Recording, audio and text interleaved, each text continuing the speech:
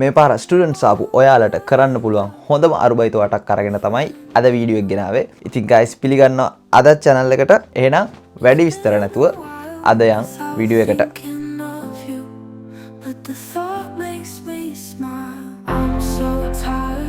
ඉතින් guys අන්තිම වෙනකම් බලන්න වීඩියෝ එක. අන්තිමට තමයි හොඳම තුන තියෙන්නේ. මුලින්ම මම language level එකයි ගෙවන පඩිය. ඒ කියන්නේ පැයට කීයක් ගෙවනවද? ඒ ඔක්කොමයි ඔයාලට ඕනේ කරන qualifications ඒ ඔක්කොම මම අද වීඩියෝ එකෙන් ගේනවා. කොහොමරි මගේ selection එකේ පළවෙනිම තියෙන්නේ මේ දවස්වල TikTok එකේ එහෙම ගොඩක් viral වෙන scene එක convenience stores එහෙම නැත්නම් කොම්බිනි. ලංකාවේ තියෙනවා වගේ normal කඩවල්. හැබැයි මේවා 24 hours open. සමහර කොම්බිනිස් තියෙනවා 24 hours නෙමෙයි වෙන ඒවා. කොම්බිනියේ තියෙන jobs එක ගත්තාම අපිට තියෙනවා cashier එක, ඊළඟට cleaning එක එයාලගේ goods ආවම ඒවා මේ pack කරන්න තියෙනවා. ඒ වගේම ගොඩක් කට්ටිය නම් කරන්නේ night shift එක. night shift එක ඊළඟට day shift එක ඊළඟට 90% වගේ තියෙන legal place. අනිත් ඒවා නම් අතර දෙන තැන් තියෙනවා. ඊළඟට දැන් මෙහි තියෙන කොම්බිනි මොනවද කියලා කිව්වොත් එහෙම දැනට මම වැඩ කරලා තියෙන ඒවා ගැන මම කිව්වොත් එහෙම 7-Eleven එක තියෙනවා, Lawson තියෙනවා, Family Mart තියෙනවා, Mini Stop එක තියෙනවා. ඔය ටික තමයි රට ඇතුලේ තියෙන ගොඩක්ම famous කොම්බිනිස් ටික. ඔයාලගේ Japanese level එක සාමාන්‍යයෙන් N4 3 වගේ තියෙන්න ඕනේ. N5 හරි එහෙම හරි තිබිලා සාමාන්‍ය ඔයාලට කතා කරගන්න පුළුවන් නම් එන කස්ටමර් කෙනෙක් අහන ප්‍රශ්න වලට උත්තර දෙන්න පුළුවන් නම් සාමාන්‍යයෙන් salary එක ඒ කියන්නේ පැයට ගෙවන ගාන පැත්තෙන් පැත්තට වෙනස් වෙනවා. මම මේ කියන්නේ සාමාන්‍යයෙන් normally අවලි wage එක. හරිද? සාමාන්‍යයෙන් කොම්බිනියක් පැයට ගෙවනවා 980 ඉඳලා 1200 වෙනකම්. night shift එකත් ගත්තොත් එහෙම ඒ ගාන 1.25න් වැඩි වෙලා සාමාන්‍යයෙන් ඔයාලට 1000ක් හම්බ වෙනවා නම් එදා night එක ගෙවුවොත් එහෙම 1250ක් හම්බ වෙනවා. කියන්නේ සාමාන්‍යයෙන් 980 ඉඳලා 1500 වෙනකම් ගන්න පුළුවන් ඔයාලගේ city එකත් එක්ක. ඔන්න ඔක තමයි පළවෙනි job එක. ඊළඟට දෙවෙනි job එකට යන්. දෙවෙනි job එක මම select කරගත්තේ ඉසකයා. එහෙම නැත්නම් restaurants. කොහොමද restaurants ඉසකයයි කියන්නේ දෙකක් කියන්න පුළුවන්, එකක් කියන්න පුළුවන්. ඉසකයා වල drinks තියෙනවා. restaurant එක ගත්තොත් drinks තියෙනවා. ඒ වුණාට ඉසකයා කියන මේක හැදිලා තියෙන්නේ මෙහි කට්ටිය ඇවිල්ලා බොන්න, families එක්ක බොන්න. ඒ බොනකොට දෙන foods තමයි bite එක වගේ එක දෙන එක තමයි මේ ඒ ගොඩක් main food dishes විදියට යන්නේ. ඉතින් ඉසකයා වල තියෙන සාමාන්‍ය මොනවද කරන්න තියෙන්නේ කියලා කිව්වොත් එහෙම සමහර තැන්වල අපිට තියෙනවා කෑම හදන්නත් තියෙනවා. ගොඩක්ම තියෙන අපිට serve කරන්න food serve කරන්න තියෙනවා, cleaning එක තියෙනවා, ඒ වගේම customer service එක තියෙනවා. customers ලට serve drinks හදන්න තියෙනවා. drinks ඒ කියන්නේ menu එකට දාන්න තියෙන drinks order කරන්න තියෙනවා. ඔය වගේ ටික තමයි සාමාන්‍යයෙන් වෙන්නේ. ගොඩක් කොම්බිනි වලට වැඩිය ඉසකයා කරන කට්ටිය දන්නවා ඉසකයා එක ඇඟට අමාරුයි. කොම්බිනි නම් මං කියන්නේ ඇඟට ලේසි කියලා. ඒ වුණාට කොම්බිනියට සාපේක්ෂව ගත්තාම ඉසකයා එක පොඩ්ඩක් අරකට වැඩිය අමාරුයි. ඒක ගොඩක් සාමාන්‍යයෙන් මම දන්න විදිහට ඉසකයා නම් ගොඩක් අතට දෙන තැන් තියෙනවා. ඉසකයා එකක් සාමාන්‍යයෙන් පැයට කීයක් ගෙවනවද කියලා. ඒකත් යන්නේ 1000 ඉඳලා. ඒ වුණාට ඉසකයා එකේ පොඩ්ඩක් වැඩි හින්දා සාමාන්‍යයෙන් ගොඩක් ගෙවන තැන් තියෙනවා. කියන්නේ දවල්ට 1200ක් වගේ ගෙවලා රෑ 10න් පස්සේ වගේ වෙනවා නම් ගොඩක් ඉසකයා එළි වෙනකන් ඇරලා තියන්නේ.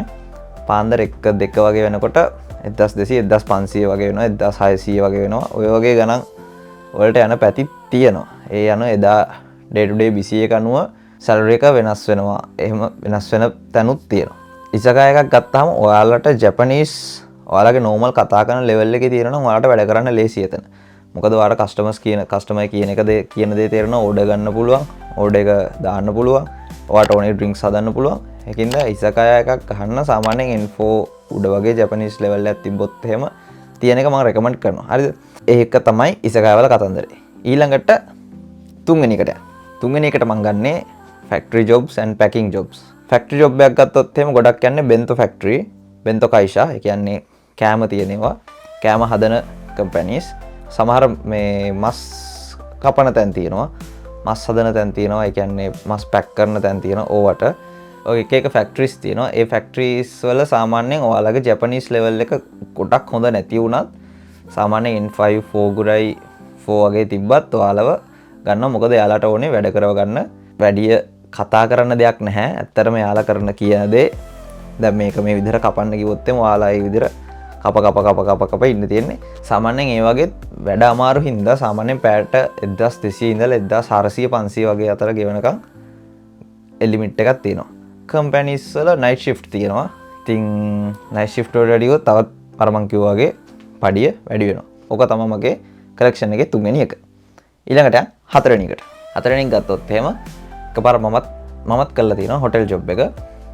හොටෙලුයි ක්ලීනින් කියලා අපි එකට ගමු. හොටෙල් පැත්තෙන් ගත්තොත් එහෙම හොටෙල් වල තියෙනවා ගොඩක්ම මුලින්ම වගේ ජපනීස් ලෙවල් එක සහ ඒ ගන්න කම්පැනි එක අනු වෙනස් වෙන වගේ ජොබ් එක.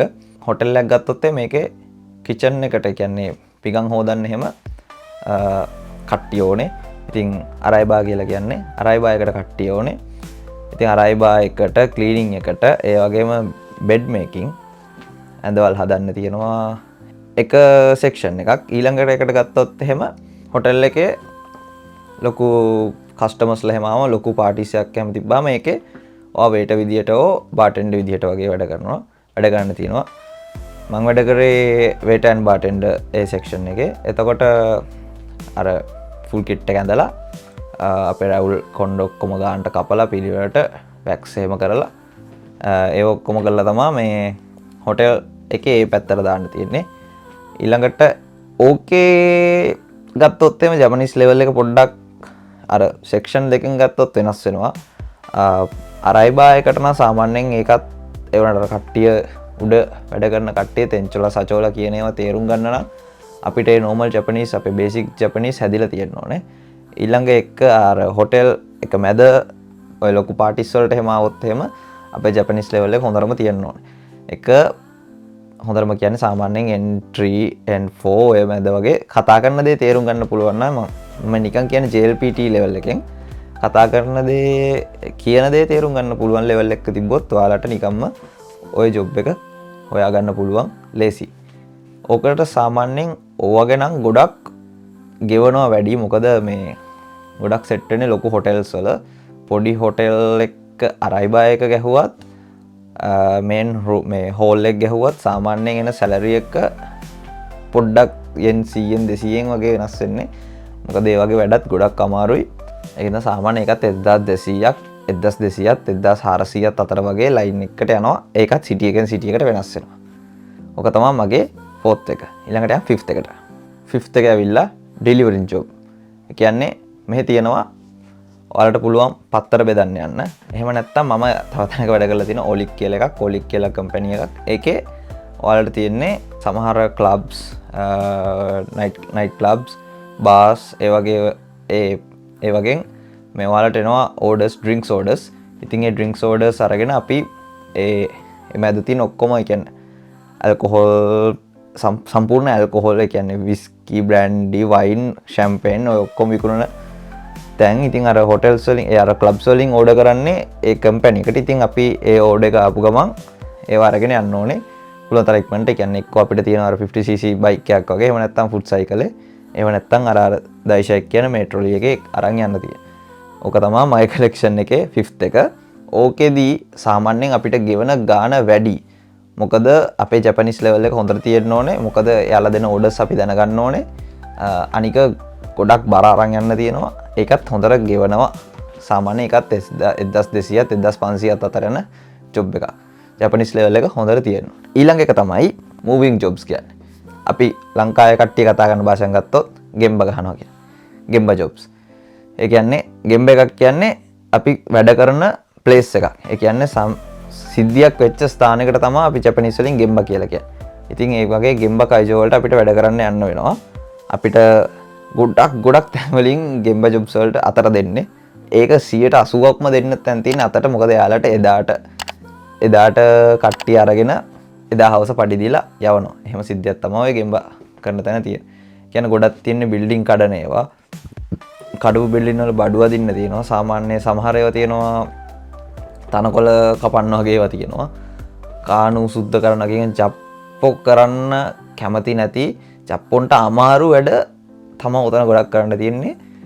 ඒකේ ඩේලි වේජ් එකක් තමයි දෙන්නේ. පැයට දෙන තැන් අඩුයි සාමාන්‍යයෙන් ගෙම්බ ගන්න තැන් වල. ආයේ ලොකු ක්ලීනින්ග්ස් තියෙන එක ලොකු ප්ලේසස් ඒ කියන්නේ කැඩලක් කුඩු වෙච්ච තැන් වගේ ක්ලීන් කරන්න තියෙනවා.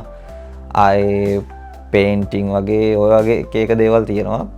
ගෙම්බ ජොබ්ස් වල එක එක අර කැටගරිස් තියෙනවා ගොඩාක් තියෙනවා. ඉතින් උදේ ජොබ් එක හම්බුණා වැඩ ඉවර කරා හවස ගෙදර ගියා. නැත්තම් දවස් දෙකක් නම් දවස් දෙකම එක දිගට ගැහුවා ගෙදර ගියා. ඕක තමයි උතන. ඕකත් ඒකත් ඒ හම්බෙන කෙනා අනුව වෙනස් වෙනවා. වලට කීයක් හම්බෙනවද මේක මට කියන්න බෑ සැලරි එක අඩුයි සැලරි එක වැඩි කියලා. මොකද ඒකත් ඔයාලට හම්බෙන ජොබ් එක අනුව ප්ලේස් එක අනුව මොකක්ද කියන එක අනුව ඒක ඩිසයිඩ් වෙන්නේ. ඕක තමයි ඊළඟ එක. දැන් යන් 7 වෙනි එකට. මේක නම් පොඩ්ඩක් ස්ටුඩන්ට්ස් වලට මම රෙකමන්ඩ් කරන්නේ නැහැ. උනාට මගේ යාළුවෝ කරපු කට්ටිය ඉන්නවා. මේ මොකද මේක ගොඩක් රිස්කි සහ පොඩ්ඩක් වාත වැඩක් කියන්න පුළුවන්. ඒ දෙක මම දෙකක් එකට තියලා ගත්තේ. පළවෙනි එක තමයි ඉංග්‍රීසි ටීචින්, ඊළඟට බේබි සිටින්. ඉංග්‍රීසි ටීචින් කියලා ගත්තොත් එහෙම මෙහි ජප්පොන්ට ඉංග්‍රීසි බෑ ඇත්තටම කිව්වොත්. පොඩි කාලේ යාට ඉස්කෝලේ ඉගෙනුවටත් ඉස්කෝලේ ඉගෙනගෙන ගියත් එයාලට ඉංග්‍රීසි කතා කරන්නවත් ලියන්න පුළුවන් ඉංග්‍රීසි. ඒ වුණාට කියවන්නවත් බෑ. ඒ වුණාට ඔයාට ඉංග්‍රීසි දැනුම තියෙනවා නම් ඔයාට මොකක් හරි සර්ටිෆිකට් එකක් හරි ලංකාවෙන් ගත්ත මොකක් හරි ඩිප්ලෝමා එකක් ඩිග්‍රියක් ඔය මොකක් හරි තියෙනවා නම් ඔයාට පුළුවන් ඉංග්‍රීසි ටීචින් දාන්න ලීගලි. කියන්නේ ඔයාට ඉල්ලන්න පුළුවන් මම පැය 28ක් සතියට වැඩ කරනවා. මට ඉංග්‍රීසි ටීචින් විදිහට තමයි මම වැඩ කරන්නේ ටීචර් කෙනෙක් විදිහට. මට මේ ගන්න පුළුවන් කියලා ඔයා ජොබ් දාන සයිට්ස් තියෙනවා. ඒ කියන්නේ Indeed, MyNavi වගේ සයිට්ස් වල ඇප්ස් තියෙනවා. ඇප්ස් වල එයාලගේ ජොබ්ස් ඕන නම් ඉංග්‍රීසි ටීචර් කෙනෙක් ඕනේ වගේ කියලා දාලා තියෙනවා. ඔය වගේ දාලා තියෙන තැනකදී ඔයාලට පුළුවන් එකට කෝල් එකක් දීලා අහලා මොකද්ද මේ සිද්ධ වෙන්නේ, ඒ කියන්නේ සිටුේෂන් එක මොකද්ද. සමහර තැන් තියෙනවා ඔයාලට ජපනීස් නෝමල් බේසික් ජපනීස් විතරක් තිබිලා ඉංග්‍රීසි හොඳටම පුළුවන් නම් සාමාන්‍යයෙන් අපිට ජපනීස් උගන්වන්න තියෙන්නේ පොඩි ළමයින්ට. කියන්නේ සාමාන්‍යයෙන් අවුරුදු 10 11 12 ළමයින්ට පොඩි තාම නර්සරි නේ පොඩ උඩ හයි ස්කූල් වල මුල වගේ පොඩි ළමයින්ට තමයි ඉංග්‍රීසි උගන්වන්න තියෙන්නේ. මම ඕක කරලා තියෙනවා එක්කෙනෙක්ට විතරක්. ඒ කියන්නේ මට ආපු කොම්බිනේට ආපු කස්ටමර් කෙනෙක් මගෙන් අහුවා මට ඉංග්‍රීසි උගන්වන්න පුළුවන්ද කියලා. මම ඕකේ කියලා එයා මට මාස 3කට වගේ සල්ලි දීලා මම එයාට ඒ කියන්නේ එයාට මොකද එක්සෑම් එකක් තියෙනවා කියලා. එයා නම් අවුරුදු 40 ගානක ලේඩි කෙනෙක්. එයා කිව්වා එයාටයි එයාගේ දුවටයි පුළුවන් විදිහට ඉංග්‍රීසි උගන්වන්න කියලා. ඉතින් මම ඕකත් කරලා තියෙනවා. හැබැයි ගෙවීම් නම් හොඳයි. ඒ කියන්නේ ඔයා දවසට පැය 3ක් සතියට දවස් දෙකක් ගියොත් එයාට කොල එකමාරක් වගේ හොයාගන්න පුළුවන්. ඊසි. හැබැයි ඔයාට ඉංග්‍රීසි ඕනේ එකට ජපනීස් උත් බේසික් ඕනේ. ඔය අනිත් එක.